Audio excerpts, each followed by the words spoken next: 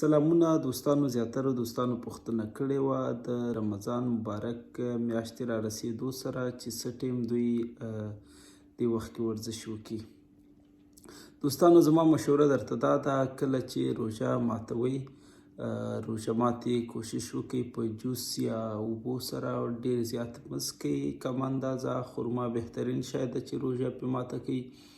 خرما نه استفاده وکړئ او ډېر کم اندازه ډوډۍ وخورئ چې خېټې باندې زیات فشار را نشي او ډایرکټ کولی شئ لاړ شئ ورزش ته.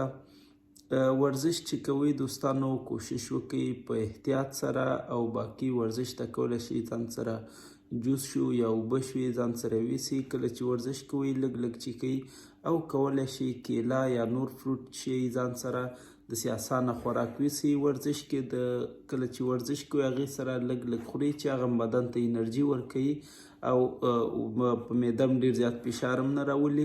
هغې سره ورزش کولی شئ.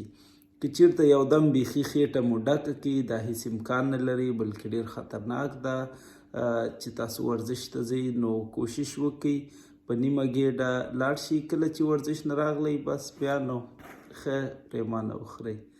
بس ښه او مبارک رمضان ټولو ته.